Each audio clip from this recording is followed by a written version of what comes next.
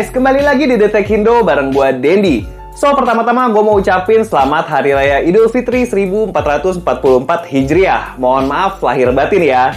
Yang lagi di perjalanan saat mudik, semoga selamat sampai tujuan. Dan yang lagi mudik, nikmatin deh liburan kalian. Sama kayak gue lagi nikmatin HP 2 jutaan dari Samsung ini. Lah bang, emang HP Samsung 2 jutaan ada yang bagus? Udah ya, langsung aja nonton video reviewnya sampai habis buat Samsung A14 LTE. Let's go! Oke, bagian pertama yang biasanya jadi pertimbangan buat beli HP itu adalah harganya. Apalagi saat THR udah kepake buat lebaran. Pasti udah tiris ya. Tapi masih ada sisa-sisa dikit lah. Nah, sisa itu mungkin bisa buat beli Samsung A14 LTE. Karena harganya mulai dari 2,4 juta buat yang varian 4128. Dan 2,7 juta buat yang varian 6128. Saran gue mending sekalian ambil yang RAM 6GB, karena hari gini RAM 4GB nggak bakalan cukup. Susah buat multitasking. Lanjut ke desain, kayaknya Samsung emang lagi buat benchmark HP-nya dengan modelan kayak gini. Dari A14 LTE sampai S23 series, model back cover-nya mirip-mirip. Cuma ya nggak bisa disamain. Kalau desain back cover A14 LTE ini memang kelihatan lebih murah. Karena dia emang pakai bahan polikarbonat dan ada tekstur garis-garisnya, jadi pas dipegang nggak berasa licin. Cuma emang harus diakui, desain yang mirip sama kelas flagship-nya jadi ngangkat derajat tampilan si A14 LTE. Untuk frame-nya ada sedikit melengkung ya, jadi nggak kotak-kotak amat. Masih enak buat dipegang lama-lama. Sisi kanannya ada tombol power sekaligus fingerprint scanner. Di atas ada mic, di kiri ada SIM tray slot non-hybrid, jadi bisa 2 SIM card sekaligus 1 SD card. Di bawah ada headphone jack 3,5 mm, mic, port Type-C, dan ada grill speaker. Buat speakernya masih mono ya, dengan kualitas keluaran suaranya B aja. Ke sisi depan bentuk kameranya masih pakai desain yang disebut Samsung itu Infinity V. Dengan bezel yang lumayan tebal, terutama di bagian atas dan bawahnya. Ya masih wajar ya buat HP Samsung harga 2 jutaan. Dia juga ngasih NFC, baterai 5000 mAh dengan fast charging 15 watt. Emang chargernya nggak di dalam box pembelian, cuma dikasih Samsung dalam bentuk bundling pembelian. Jadi bisa dibilang masih dapat charger. Lanjut ke layarnya, Samsung A14 LTE punya ukuran 6,6 inci, panelnya PLS LCD 60Hz dengan resolusi Full HD+. Kecerahan layarnya sampai 400 nits. Dengan specs di harga segini sebenarnya udah lebih dari cukup ya dipakai buat daily kayak nonton, buka sosmed, chatting, ya udah nyaman. Warnanya juga enak, cukup vibrant. Ingat, ini panel buatan Samsung, bukan panel sembarangan. Oke, kita lanjut ngomongin soal hardware dan softwarenya. SoC HP ini masih pakai SoC yang bisa gue bilang agak lawas ya. Exynos 850 yang punya fabrikasi 8 nanometer. Dia pakai memori 128 dengan RAM 6GB dengan pilihan opsi virtual RAM Plus-nya sampai 6GB juga.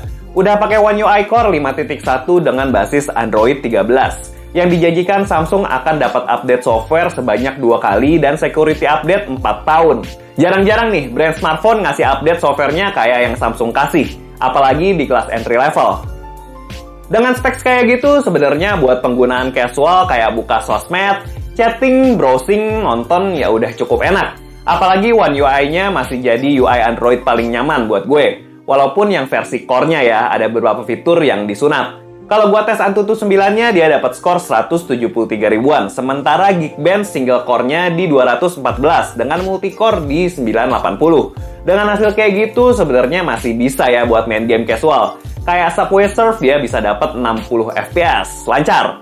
Buat Mobile Legends, dia bisa dapat grafik ultra dengan refresh rate high.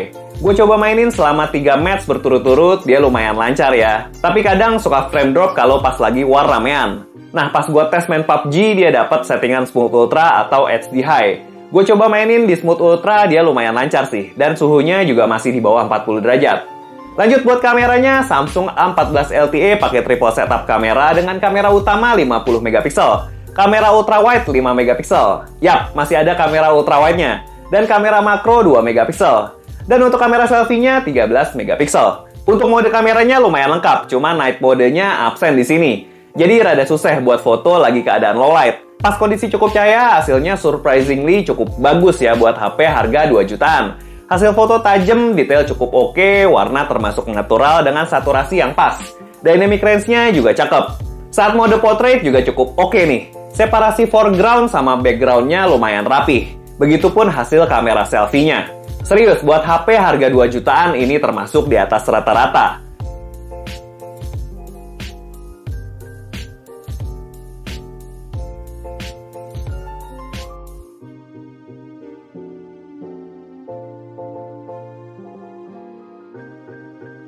Ya tapi kalau pas malam dia agak berjuang ya buat dapetin detail yang bagus. Cuma cakepnya saat kondisi low light, noise yang ditangkap juga minim. Jadi masih layak lah kameranya buat dipakai saat kondisi low light. Ya, ini adalah contoh video dari Samsung A14 LTE di resolusi Full HD 30 fps ya. Fullnya mentoknya di situ. Kalau kita lihat dynamic range-nya lumayan bagus ya. Tuh, langitnya bagus banget. Terus kalau kita lihat warnanya, dia lumayan natural ya, nggak over saturated. Hijaunya lumayan akurat nih sama yang dilihat mata gue. Oke, di sini juga enaknya kalau misalnya mic-nya ketutup satu, dia masih ada backup mic. Nah, ini mic atasnya gue tutup, masih ada backup mic di bawah. Kalau mic bawahnya gue tutup kayak gini.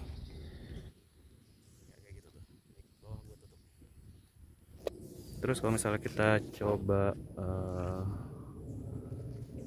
fokusnya, ya, cukup oke ya. Di kamera 2 jutaan ini cukup oke. Ya, itu adalah contoh video dari kamera Samsung A14 LTE. Ya, ini adalah contoh video dari kamera selfie Samsung A14 LTE di resolusi Full HD 30 fps. Nah, ini kalau kita lihat ya standar aja sih ya, tapi color tone-nya, skin tone-nya lumayan bagus, tapi dia buat dynamic range-nya kurang nih. Ya, handphone harga 2 jutaan sih harusnya udah bagus ya kayak gini ya. Ini kita coba sambil jalan. Kalau kamu pakai ngevlog kayak gini nih hasilnya. Dia langitnya sebenarnya nggak kayak gitu ya. Nah, langitnya kayak gitu. Langitnya putih kalau ada muka. Tapi di kayak gedung-gedung gitu masih kelihatan sih. Nah, di belakang itu masih kelihatan semua, masih jelas. Cuma langit aja sih yang overexpose. Ya kayak gitu, contoh video dari kamera selfie Samsung A14 LTE. Yo guys, jadi ini adalah contoh video dari Samsung A14 LTE di resolusi 1080p 30 fps ya di maksimalnya.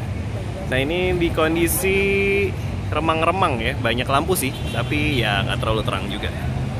Kayak gini. Oke, kita coba tes jalan. Ini handheld, nggak pakai apa-apa.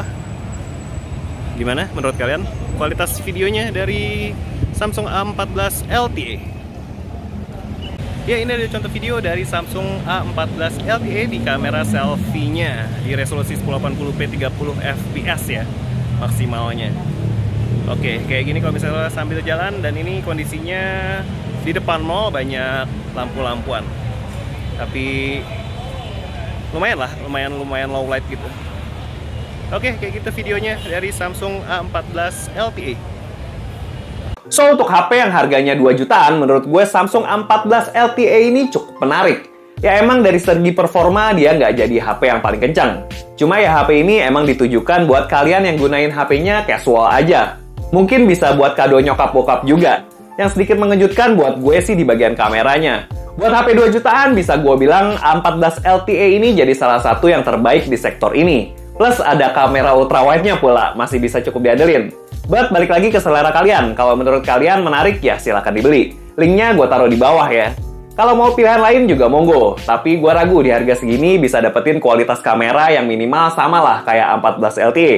Dan segitu aja review gue buat Samsung A14 LTE. Jangan lupa subscribe channel ini kalau belum. Follow juga IG dan TikTok kita. Gue Dedi pamit. Ciao.